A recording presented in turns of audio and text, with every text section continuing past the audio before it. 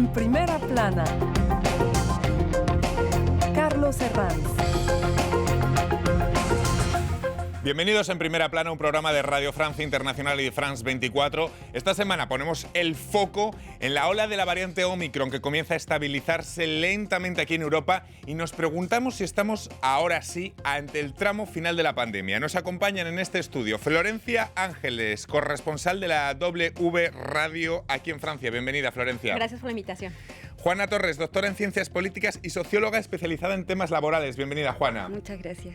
Y en duples nos acompaña Nicolás Gutiérrez Melo, microbiólogo. Buenos días, Nicolás. Muchas gracias por la invitación. Variante Omicron. Estamos ante el final de esta pandemia, hoy en Primera Plana. Luz al final del túnel. Entre la comunidad científica cada vez más voces apuntan a esa esperanza. La llegada de la variante Omicron, que ha traído picos de contagios exponenciales, junto al aumento de la vacunación en muchos países, ha hecho pensar que esta podría ser la ola que marque el fin de la pandemia.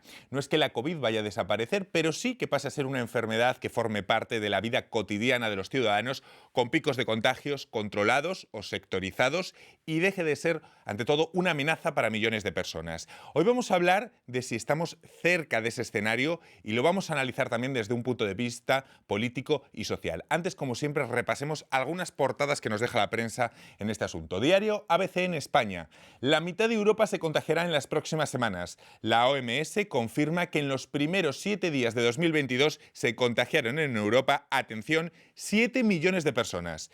Diario Liberación, aquí en Francia. COVID, esperanza en el horizonte. Dice el rotativo francés que pese a que los hospitales siguen en tensión, muchos indicadores invitan a la esperanza gracias a la vacunación y a la menor letalidad de la cepa Omicron. También aquí en Francia, el diario La Dépêche se hace una pregunta en portada. ¿Hacia el fin de la pandemia? Bueno, pues les traslado directamente esa pregunta, Florencia. ¿Hay datos para creer que estamos ante esa luz al final del túnel? ¿Hay síntomas de que este ya sí que es el final de la pandemia? Yo creo que como tal sí hay datos, ¿no? De hecho, lo decían ayer las autoridades sanitarias francesas, que tenemos esta disminución de 15%, menos 15% en las entradas a reanimación, a los cuidados intensivos, que también es un aliciente porque sabemos que al menos ya no va a haber también pues esta saturación en esos hospitales, ¿no? Aunque la atención todavía hospitalaria, al menos en Francia, va a continuar 2 semanas más. También vemos que, por ejemplo, aunque tuvimos esta alza de contagios que fue de manera muy vertiginosa, no tuvimos los cierres, ¿no? No tuvimos los confinamientos como tuvimos al inicio de la pandemia, ¿no? No hubo toques de queda, las escuelas siguieron abiertas, cosa que no vimos. Y bueno, y vemos también que pareciera que no es tan grave Omicron, pero no, bueno, gracias también a la vacunación. Entonces, yo creo que sí vamos a un poquito, al menos en este año, hacia el final del túnel. No puedo decir más porque a lo mejor sale otra variante, pero también el hecho, por ejemplo, vemos en Reino Unido que han quitado ya las restricciones y Francia lo acaba de anunciar. A partir del 2 de febrero ya podemos dejar el cubrebocas a un lado en el exterior, también el teletrabajo también se queda, ya no va a ser obligatorio. Entonces, tenemos una perspectiva al menos mejor de que tantas restricciones como vimos hace un año pareciera que no van a pasar. Es verdad que ya no hay toques de queda ni confinamientos, pero se han tomado decisiones muy difíciles y muy duras. El pase sanitario, la vacunación casi obligatoria, podríamos decirlo, en muchos países europeos. Medidas aceptadas por una mayoría, pero que han radicalizado también a una parte de la población. Juana, desde la sociología, ¿cómo se reparan estas fracturas? ¿Cómo se vuelve a reparar el tejido social que deja la pandemia? Bueno, yo creo que es importante considerar el diálogo, escuchar a las posiciones que existen, que hoy en día si tocamos el tema de las vacunas, es como antiguamente en las familias no se habla de política ni de religión. Exacto. Entonces implica escuchar la parte de las personas que se han sentido afectadas por esto y, por ejemplo, lo que hizo el presidente Macron diciendo, los voy a joder, los voy a huevear, como dicen en mi país, no invita a escuchar a las personas cómo se sienten y por qué se manifiestan contra este tipo de medidas. Y quizás también hay una falta de información, de difusión de una información de por qué es necesario vacunarse, por qué quizá falta una comprensión real de eso, y ahí hay un rol de los gobiernos de informar y difundir una información mucho más acabada. Comunicación y además formas, ¿no? Que el lenguaje sea, que sea menos de trazo grueso, ¿no? Que sea un lenguaje más, criticábamos ahora esas palabras del presidente Macron. Claro, ¿sí? es que tristemente llegamos a una polarización que no ayuda a nadie, ¿no? Y justamente el tejido social se ha visto bastante afectado por las restricciones que tuvimos, además, pero también por el impacto tal cual de los cierres. No es lo mismo lo que vivimos en Europa, donde hubo muchas ayudas, por ejemplo, a los trabajadores, que en América Latina, donde la economía informal es muy alta y que el ingreso diario se vio duramente afectado. Vamos a preguntar al microbiólogo Nicolás Gutiérrez Melo. Lo veíamos en las portadas, la OMS advierte que la mitad de Europa va a estar contaminada en las semanas que vienen. ¿Qué quiere decir esto? Paradójicamente, ¿sería una buena noticia?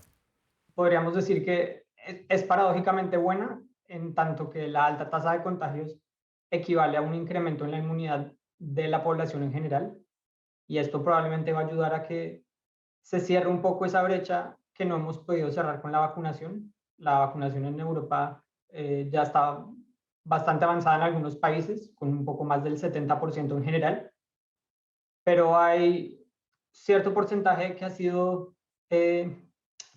difícil de convencer, difícil de llegar a un número, una tasa mucho más alta de vacunación. Así que el hecho de que el virus esté circulando significa que muy probablemente estas personas también entrarán en contacto con el virus y al infectarse adquieran también inmunidad. Digamos que no lo hace deseable ni lo hace menos preocupante. Actualmente la ocupación de unidades de cuidados intensivos sigue aumentando también, menos quizás que en otras olas, pero igual la saturación del sistema de salud sigue siendo una preocupación y no podemos dar marcha atrás. Hay que seguir teniendo en cuenta las medidas y evitar que se llegue a un punto como pasó en las primeras 2 olas en las que tengamos hospitales colapsados. Vamos viendo esos matices, ¿no?, respecto a esta ola de Omicron. De lograr que gran parte de la población cree defensas contra el virus, el mundo saldría de la pandemia para entrar a lo que se conoce como endemia, es decir, cuando una enfermedad pasa a formar parte de la vida cotidiana de los ciudadanos, con picos de contagios más o menos controlados o sectorizados, y deja de ser una amenaza para millones de personas. Esto supondría cambiar también los protocolos para ir adaptándolos a una nueva realidad. El otro día creo que fue la ministra de Sanidad española quien hablaba de gripalizar el coronavirus en la nueva fase. Sí, yo creo que también lo decían aquí, el presidente Emmanuel Macron lo dijo en algún momento, de que había que aprender a vivir con el virus, y yo creo que es cierto, ¿no? No podemos esperar a que tengamos 0 contagios para poder regresar Eso a no una va a vida. pasar. Eso no va a pasar, exactamente. Y el hecho, bueno, los protocolos sanitarios se han ido ajustando, yo creo que van a seguir reajustándose. Tenemos ahora también, por ejemplo, en Francia, este reajuste o este apretamiento de tuercas, ¿no?, con el pase de vacunación, en el que ya se convirtió el pase sanitario, y finalmente es parte de esta adaptación, ¿no? El hecho de tener este pase para poder acceder a lugares de espacios públicos, ¿no? Conciertos, bares, restaurantes, cine, bueno, avión y el tren, que es también muy importante como medio de transporte, y que también lo han dicho, bueno, eso se va a ajustar conforme los datos epidemiológicos vayan avanzando. Yo creo que quizá después ya no habrá tantas restricciones también para acceder a estos lugares, pero de que se van a tener estas medidas como el uso del cubrebocas o el lavado de manos, esas también llegaron para quedarse, ¿no? Juana, imaginamos que el mundo laboral también se tendrá que ir adaptando a la nueva evolución del virus, pero claro, venimos de 2 años ya de cambios absolutamente radicales. ¿Cuál es el peso que ha tenido que cargar el teletrabajador en esta crisis? Y sobre todo le preguntaría si se ha acentuado la precariedad de este teletrabajador. Bueno, el teletrabajo aparece como la gran panacea en esta crisis para, por un lado, salvar una cantidad importante de empleos y, por otro lado, mantener a las empresas funcionando. Sin embargo, es importante considerar que los puestos teletrabajables, por así decirlo, no es la mayoría del mercado laboral. De hecho, en Francia se estima que es un 25% de profesiones teletrabajables, y por ejemplo en América Latina, que como decía Florencia, donde la informalidad es muy alta, baja ese porcentaje considerablemente. Baja en relación al total de la población ocupada, pero en relación a la población asalariada también va entre 20 y 30% que accede al teletrabajo. Por lo tanto, es una realidad bastante desigual, considerando también las brechas digitales que existen en las distintas regiones del mundo. Nicolás Gutiérrez Melo, hablando de etapas, porque estamos hablando de esta etapa final, de esta luz al final del túnel, ¿en qué etapa estamos actualmente comparando, no sé si se puede, con la trayectoria de otras pandemias, sabiendo que en este caso ya tenemos las vacunas? Estamos acercándonos a la desaceleración en algunos países. En Europa y algunas regiones de Estados Unidos ya vemos que esta ola alcanzó su pico y los casos comienzan a descender lentamente. Y se esperaría que después de esta desaceleración llegara la fase de control, ya que a diferencia de lo que ha pasado con otras olas, en este caso, gracias también en parte a la vacuna, vemos que el número de contagios se ha desligado del número de casos severos. Entonces esto pues evidencia que nos acercamos a llegar a ese punto en el que podemos convivir con el virus, aún así el virus siga circulando. Esto depende, claro, que no vuelvan a surgir nuevas variantes, que probablemente surjan. Es incierto en este momento decir cuándo y con qué severidad, aunque la probabilidad basada en la biología del virus, en biología de las enfermedades infecciosas, tiende a apuntar en que futuras variantes sean probablemente menos patogénicas. Claro, el miedo a que puedan llegar nuevas cepas, aunque puedan ser aún menos letales todavía que Omicron, porque las vacunas y esa menor letalidad de Omicron son, digamos, las dos características que están definiendo esta etapa, que no sabemos qué amplitud va a tener, cuándo se va a terminar, pero sí que tenemos ya unos rasgos claros con las vacunas y con esa menor letalidad de Omicron, ¿no, Claro, Florencia? se ha visto en los datos, ¿no? O en los hechos. Ayer también revisaba esta gráfica que está en la página del gobierno de Francia y es muy interesante cómo vimos realmente el pico muy alto cuando empezó la pandemia en todo, ¿no? En decesos, en contagios, en hospitalizaciones y cómo ahora, aunque se vio esta curva muy vertiginosa que empezó a subir, realmente no hubo ese impacto en los decesos como se vio sin la vacuna, ¿no? Ahora, también yo creo que algo que nos hace falta a todos y sobre todo a los gobiernos es hacer hincapié también en los medicamentos que ya se están poco a poco aprobando y puesto en el mercado para tratar también este virus, ¿no? Creo que eso también va a ayudar a que las hospitalizaciones desciendan y también los decesos, ¿no? Las muertes. Bueno, un momento de apertura aquí en Francia. Por cierto, que el gobierno acaba de anunciar un calendario de reapertura aquí en Francia, el gobierno de Macron, para el mes de febrero, de vuelta a la normalidad. Vuelven los conciertos, las discotecas. Bueno, vuelve la vida, ¿eh? Esto yo creo que es un chute, al menos de optimismo, después de tanto sufrimiento, ¿no, Juana? Esto socialmente se nota, ¿no? Efectivamente, yo creo que una de las faltas más importantes que sentimos todos durante la pandemia fue la falta de socialización, pero sobre todo cara a cara. Sí. Que es donde las tecnologías de información y comunicación jugaron un rol muy importante para hacernos sentir esta socialización, aunque no sea presencial. Por lo tanto, juega un rol esencial, yo diría, poder encontrar estos espacios de encuentro para las personas nuevamente, y yo creo que también va a contribuir mucho al descenso de las enfermedades psicológicas que también trajo el COVID como consecuencia del aislamiento. Un punto muy interesante. Vamos a seguir desarrollándolo a vuelta de esta breve pausa aquí en Primera Plana.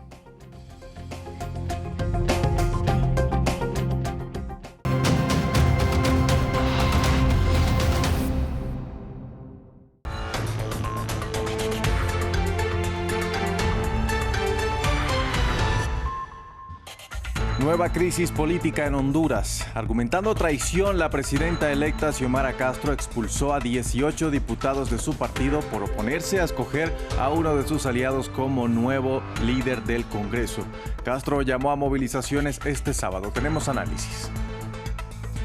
En Alemania, el partido Unión Demócrata Cristiana eligió al conservador Friedrich Merz como el nuevo líder después de la derrota de la colectividad en las elecciones de septiembre. Merz prometió cambiar el rumbo dictado durante 16 años por la ex canciller Angela Merkel. Fin de semana de protestas en Europa. Miles de personas antivacunas salieron a las calles de París, Londres y Estocolmo para rechazar las órdenes de vacunación contra el COVID-19 y los llamados pases sanitarios que certifican la aplicación del fármaco para poder entrar a lugares de ocio. Hola y bienvenidos a una nueva emisión de noticias en France 24. Los saluda Andrés Mesa Muñoz. Iniciamos en Honduras, donde se desató una nueva crisis política este viernes.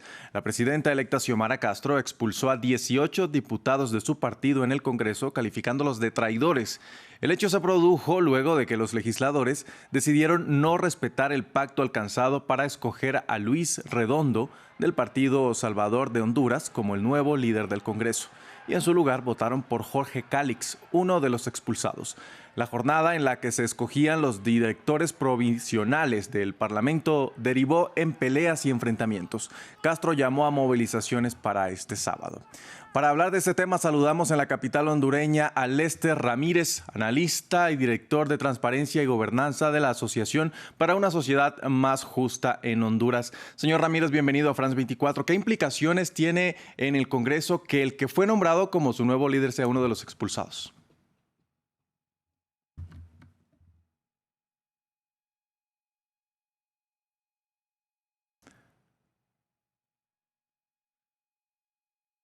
Señor Ramírez, le pedimos por favor que active su micrófono para poder escucharle nuevamente. Disculpe. Sí, claro que sí. Disculpe. Continúa. Muy bien, Andrés.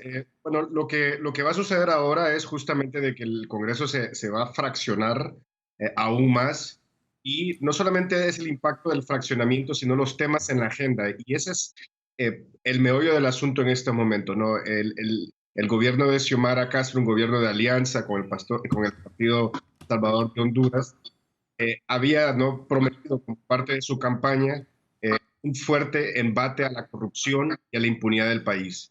Y las estructuras de poder que lograron fraccionar el Congreso Nacional el día de hoy, justamente su gran amenaza era la posibilidad de no terminar en la cárcel y la posibilidad de perder todos sus activos malogrados. Entonces, el meollo del asunto aquí es continuar con esta cultura de impunidad que vienen haciendo desde el mismo Congreso Nacional. Señor Ramírez, ¿qué implicaciones, o más bien, cómo afecta esta nueva crisis la gobernabilidad de Xiomara Castro a menos de una semana de que tome el poder?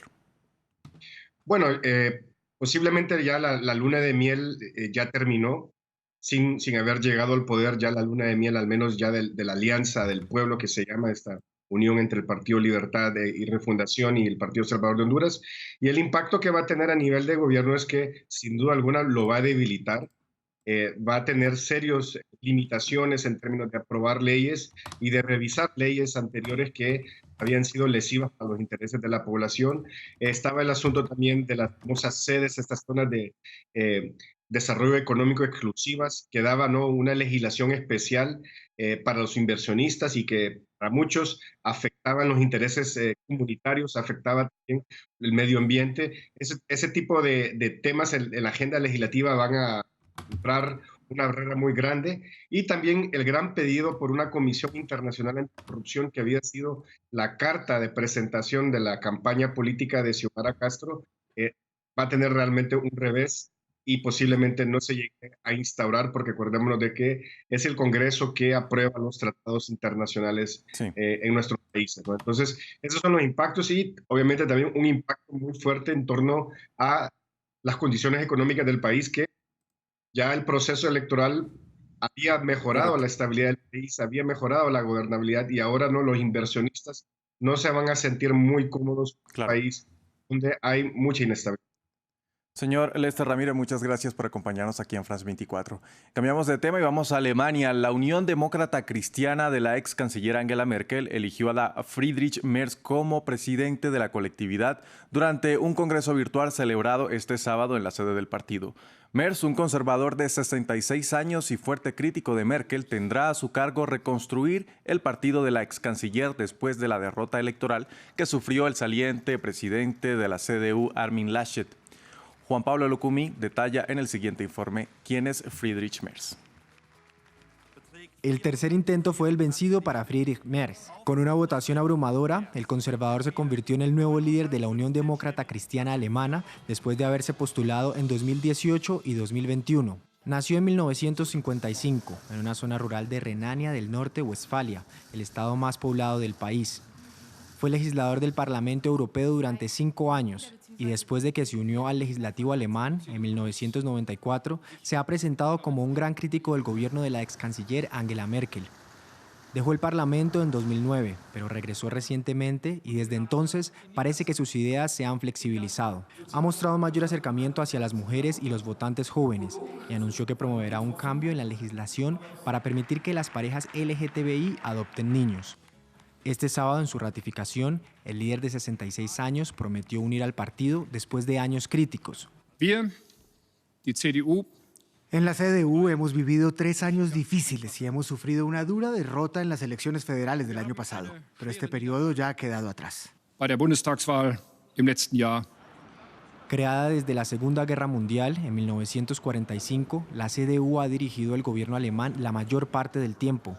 Merz todavía debe esperar una confirmación por escrito para asumir el cargo, pues la votación de los delegados se realizó de manera virtual por normas de la pandemia. Y varias ciudades de Europa vivieron protestas este sábado en rechazo a la vacunación contra el COVID-19. A continuación, un breve recuento sobre la situación. El personal del Servicio Nacional de Salud en Reino Unido salió a las calles de Londres para rechazar la medida impuesta por el gobierno que obliga a los trabajadores sanitarios a aplicarse el fármaco a partir del 1 de abril de este año. De no cumplir con la medida, no podrán seguir ejerciendo sus cargos. En París, la capital francesa, miles de personas marcharon contra el polémico pase vacunal aprobado en la Asamblea Nacional y que entra en vigor este lunes. Con carteles, los manifestantes calificaron la nueva medida como divisiva y se refirieron a ella como el apartheid, pues desde ahora ya no bastará con mostrar una prueba negativa de COVID-19 para acceder a lugares de ocio.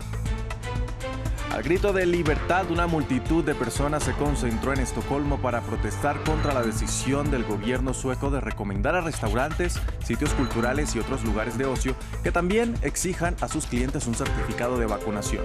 La medida se produjo luego de que el país registrara un aumento en el número de contagios por COVID-19 causado por la variante Omicron. Terminamos en la ciudad medieval española de Toledo, que ha sido reconocida por tener la vista nocturna más hermosa del mundo. Famosos monumentos como el Alcázar, la Catedral Primada de Santa María y el Monasterio de San Juan de los Reyes se iluminan cada noche para turistas y locales. El galardón fue otorgado por la Oficina de Turismo de Japón. Es una escena que ha sido admirada durante siglos. A la luz del día, la vista de Toledo ya es impresionante. Pero a medida que el sol se pone sobre la ciudad medieval española, revela una premiada vista panorámica que ahora ha sido reconocida como la mejor del mundo. Se ve todo el casco, además el cielo y todo, súper bonito y claro, luego toda la historia que hay detrás de Toledo, que es una ciudad súper importante a nivel histórico. Te sientes orgulloso de poder decir que es la panorámica más bonita del mundo, es que, o sea, son palabras mayores. El premio fue otorgado a Toledo por la Oficina Japonesa de Turismo, en parte porque cambió la iluminación tradicional de su ciudad por luces LED más eficientes. Cada noche, diferentes colores iluminan algunos de sus monumentos más famosos. Toledo está a menos de 1 hora de Madrid y es un éxito entre los turistas que buscan hacer una excursión de un día fuera de la capital española.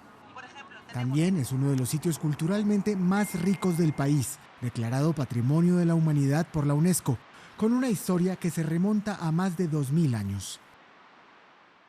Hasta aquí este informativo en France 24. Gracias por acompañarnos.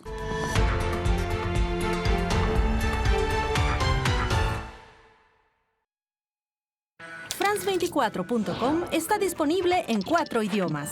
Artículos, reportajes, noticias internacionales continuamente. Todas nuestras emisiones para ver de nuevo. Y el canal en directo 24 horas los 7 días. Intuitivo, rápido y en 4 lenguas. France24.com. Liberté, égalité, actualité. Continuamos en Primera Plana esta semana hablando de si esta ola de la variante Omicron supone o viene a ser el escenario del fin de la pandemia. Lo hacemos con Florencia Ángeles, corresponsal de la W Radio aquí en Francia, Juana Torres, doctora en Ciencias Políticas y Sociología, y en Duples nos acompaña también a distancia Nicolás Gutiérrez Melo, microbiólogo. Hablamos de la luz al final del túnel, pero ojo, muchos científicos señalan que hasta que un 80% de la población mundial no esté vacunada, la normalización podría tardar más tiempo y nuevas variantes podrían aparecer. Claro, Florencia, el gran dilema es si aparece otra variante más letal que Omicron que suponga un retroceso en todos estos avances. Todo parece indicar que no, pero hasta que no hay un 80% de la población vacunada, es decir, jugamos con varios criterios todavía en este fin de la pandemia. Sí, yo creo que es el juego del equilibrista, ¿no? Sí. Hasta dónde podemos abrir y sin que esto suponga que va a haber más contagios, y ya sabemos que también a más contagios o a más circulación del virus, también la probabilidad de que surjan más variantes. Entonces, tampoco hay que cantar victoria y decir, bueno, ya no hay nada, ¿no? Olvidar los gestos barrera, olvidar las precauciones. Creo que eso sí tiene que ser, pero también lo que decía Juan hace unos instantes, hay que retomar también el vínculo social físico, ¿no? Que esto ha acarreado muchos problemas psicológicos, ¿no? Había también un reportaje de Liberación que salió hace unos días sobre la tasa de suicidios en jóvenes, que aumentó de manera muy importante en este año, ¿no? Había 64% de aumento en gestos suicidarios, lo cual es muchísimo, ¿no? Hubo un paso a las urgencias bastante fuerte en este año. ¿Y por qué? Porque realmente los vínculos sociales físicos se han destruido, y todo pasa por la digitalización, que ha ayudado evidentemente, ¿no? A que podamos estar en contacto, pero no hay que olvidar que también tenemos que regresar a tener este contacto físico que tan es importante para la salud psicológica, ¿no? Vamos a preguntar al microbiólogo Nicolás Gutiérrez Melo sobre este punto y planteo directamente el dilema. Las vacunas funcionan y protegen, pero claro, no se puede vacunar cada 4 meses. No puede ser esto una estrategia en Europa, mucho menos cuando hay países tan rezagados en la vacunación a nivel mundial. Al mismo tiempo, nos falta todavía para llegar a la inmunidad, como hemos comentado, para llegar a esa inmunidad de rebaño. Es el gran dilema, como decía Florencia, el gran juego de equilibrista, de convivir con el virus, ¿no? Dos cosas a tener en cuenta, y la primera es que esto es un esfuerzo conjunto, y quizás en Europa podemos verlo claramente. Hay países en los que las tasas de vacunación son extremadamente altos, como son el caso quizás de Dinamarca, España o Portugal, y otros en el que son bastante bajos, como en Bulgaria y Rumania. Hasta que no se logre un porcentaje de vacunación alto en general en la población total, el virus va a seguir circulando y va a ser más difícil lograr esta fase de control de la que hemos venido hablando. La segunda cosa que toca tener en cuenta es que sí, quizás cada 4 meses es en efecto excesivo una vacuna, pero ya se han empezado a hacer ensayos clínicos en los que se han diseñado vacunas que combinan los antígenos contra el coronavirus y los antígenos contra la influenza como una posible estrategia de vacunación anual, lo que nos ayude de nuevo a llegar a esta etapa en la que podemos convivir con el virus sin que signifique un mayor riesgo. De este escenario, Juana, que nos deja el final de la pandemia, claro, hay realidades que han venido para quedarse. Una de ellas parece ser el teletrabajo en menor o mayor medida, pero hemos dado un impulso tan fuerte que parece que el teletrabajo va a ser una de las realidades una de las consecuencias que más va a dejar la pandemia, ¿no? Antes hablamos de la importancia de ese vínculo físico, pero quizá la pregunta es, ¿este aumento del teletrabajo no puede individualizarnos más y fragilizar el lazo social, los sindicatos? Absolutamente. De hecho, el trabajo históricamente se ha comprendido como manera de integrarse a la sociedad y de socialización, el espacio por esencia de socialización. Por lo tanto, efectivamente genera un debilitamiento del vínculo social. No obstante ello, por ejemplo, en temas de sindicato, si pensamos en los trabajadores de plataforma en América Latina, los de reparto sobre todo, que es un sector que se incrementó muchísimo y también uno de los más precarios, se han constituido más de 10 sindicatos a partir del 2019, donde el primero de ellos fue en Colombia. Por lo tanto, si bien dentro del espacio del teletrabajo existe un espacio de individualización, también existen otros espacios donde se está forjando este vínculo social de otras maneras. Florencia, el teletrabajo ha llegado para quedarse, con todo lo que eso implica respecto a la importancia del vínculo físico, de la importancia de ese vínculo físico que necesitamos y que es una de las consecuencias del fin de la pandemia. Es decir, el teletrabajo ha llegado para quedarse y al mismo tiempo ese vínculo físico que necesitamos. Sí, es realmente el problema, digamos, ¿no? Pero yo creo que, por ejemplo, el hecho de que las empresas entiendan que se puede teletrabajar, ¿no? Que se puede trabajar a distancia, pero que también no sea de manera obligatoria, pienso que va a abrir un poco a que las personas lo decidan por sí mismas, ¿no? No es lo mismo estar en casa a fuerza, ¿no? Que, por ejemplo, programar, a lo mejor te quedas en casa 1 o 2 días, pero sí vas al trabajo, a estas reuniones que a veces se necesita también para contrarrestar puntos de opinión, ¿no? Entonces yo creo que sí es algo positivo también para el mercado del trabajo, para el mercado laboral, siempre y cuando no sea una obligación, ¿no? Que puedas tú ir al trabajo, ver a tus colegas, es necesario y también se necesita para la salud psicológica, ¿no? Porque a lo mejor estando en casa tienes otras tareas que a lo mejor estás ahí sabiendo que están pendientes, ¿no? Sobre todo también sobre todo la carga para las mujeres, ¿no? Siendo que también eres ama de casa y además están los niños y el trabajo, entonces no tienes un break en todo el día, ¿no? De esa realidad le quería preguntar a Juana, porque de la realidad del mundo sociolaboral que nos deja la pandemia, mención especial hay que hacer para las mujeres, ¿no? Sin duda son las trabajadoras, teletrabajo, hijos en casa, cuidados, higiene, las que han soportado el aplastante peso de la pandemia. Bueno, lo llevan haciendo siglos, pero todavía se ha focalizado más durante la pandemia. ¿Se ha obviado esta carga? ¿Se ha puesto en valor esta carga?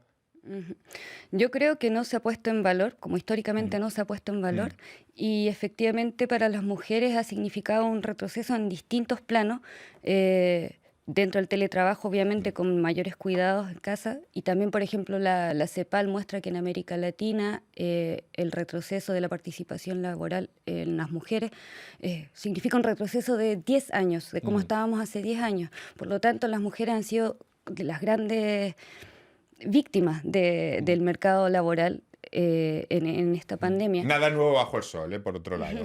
Lamentablemente. Hablábamos antes de la importancia de la comunicación respecto a las vacunas, para invitar, para apelar a que la gente se vacune. Le quiero preguntar a nuestro microbiólogo sobre la vulgarización científica. ¿En qué hemos fallado? Hablamos antes de la importancia de la comunicación. ¿En qué hemos fallado para que miles de personas sigan sin querer vacunarse? La evidencia científica se da como un hecho, pero la gente no solo reacciona racionalmente a estos hechos, sino que se nos ha olvidado la respuesta emocional. Y esto requiere diferentes estrategias de comunicación y creo que hace más difícil que la gente quiera escuchar la evidencia científica. Y es que nos han enseñado que la ciencia es de respuestas absolutas y de hecho es todo lo contrario. Entonces es importante hacer entender a la gente que las decisiones se han tomado con la mejor información que se disponía en su momento, pero que día a día aprendemos más, entendemos más y a medida que avanza el conocimiento se adaptan las medidas y por eso quizás es necesario cambiar las medidas que se han tomado previamente. Entonces creo que es un poco en parte de la comunidad científica aprender a entender esa parte emocional del público, así como de la sociedad, tener una disposición más abierta a el camino y las incertidumbres que pueda haber en el conocimiento científico a medida que hacemos investigación. Una evolución, tal como lo explica el microbiólogo Nicolás Gutiérrez Melo, que ha habido durante toda la pandemia, pero traslado la misma pregunta a la mesa. En Florencia, ¿hemos fallado en esa comunicación sensible que enlaza ciencia con decisiones políticas? Yo creo que sí ha habido, sin duda, una falta de comunicación que llegue a convencer quizá a la gente que todavía lo duda para la vacuna, pero también es muy difícil como sociedad entender quizá, ¿no?, estos cambios tan rápidos. Creo que nunca tuvimos avances tecnológicos al frente de una pandemia como ahora, ¿no? O sea, una vacuna que salió realmente muy rápido, a mucha gente le causó este recelo, ¿no? De, ay, qué extraño, ¿no? El hecho de que se esté obligando. No sé, creo que hubo una falta así de comunicación y también de como sociedad no estábamos preparados a una pandemia y a la respuesta. Y que bueno, también por otra parte que la tecnología y el avance científico ha hecho que tengamos una respuesta tan rápida, ¿no? Pero eso no se ha entendido. Pese al duro golpe económico que la pandemia significó para millones de personas, puntualmente para el 99% de la humanidad, los 10 hombres más ricos del planeta duplicaron con creces sus fortunas en estos 2 años. Así lo indica el más reciente informe de la organización internacional Oxfam, publicado esta misma semana. Juana, ¿esto confirma que la pandemia ha sido un factor determinante en el crecimiento de las desigualdades? Un ejemplo puntual es la producción y el reparto de vacunas, pero también el reparto de la riqueza en el mundo. Pero el reparto de vacunas es una consecuencia también del mal reparto de las riquezas. De hecho, en efecto, creo que esta falta de vacunas en países menos desarrollados muestra una desigualdad de base de esto y también quizás juega un factor en el sentido que las personas que no quieren vacunarse no crean en esta modalidad, porque si se ve un negocio donde personas se enriquecen de una manera excesiva y los mismos países que siempre han estado en una posición menos desarrollada no acceden a las vacunas, muestra también un argumento para estas personas que no quieren vacunarse. Y por otro lado también esta desigualdad ha mostrado que las personas en países desarrollados mueren la mitad que los países no desarrollados, que mueren el doble por no tener acceso a salud. El informe de Oxfam bueno, señala aspectos realmente demoledores. Leo textualmente: el dinero acumulado por los más ricos podría servir para producir suficientes vacunas para el mundo, financiar servicios de salud y protección social universales. Y aún así, esos 10 millonarios seguirán teniendo 8.000 millones de dólares más que antes de la pandemia. Es brutal, ¿no? Pensar en una cifra, después de lo que ha pasado en el mundo, pensar que esas diferencias han aumentado. Exactamente, y sobre todo porque mucha gente dice, bueno, ¿a quién le beneficia, no? El hecho de que yo me vacune, es un negocio, es porque las farmacéuticas están lucrando con eso, y quizá no, o sea, los que están de más ricos no son realmente, por el momento, los que están en esta área de biotecnología, ¿no? Sin embargo, es cierto que, tristemente, los que ya tenían dinero, ahora, por ejemplo, pues Jeff Bezos, ¿no? De Amazon, finalmente la gente cómo se hacía entregar cosas, ¿no? Lo cual no quitaría, porque además una empresa de biotecnología puede enriquecerse, lo cual no quita que la vacuna sea segura, sea eficiente y sea, es decir, que sea necesaria. Evidentemente, cuando investigas y cuando innovas, también hay empresas detrás, eso lo sabemos, lo cual no quita el valor científico, que por supuesto lo tiene. Muchísimas gracias por haberme acompañado en este programa, Juana, Florencia, ha sido un placer. Muchas gracias también a Nicolás Gutiérrez Melo, microbiólogo, que nos ha acompañado con todos los datos científicos que hemos podido aportar en este En Primera Plana, destinado, no sé si a ver la luz al final del túnel, lo vamos a ir viendo en las próximas semanas. Y a todos ustedes, muchísimas gracias. Nos vemos la próxima semana en Primera Plana.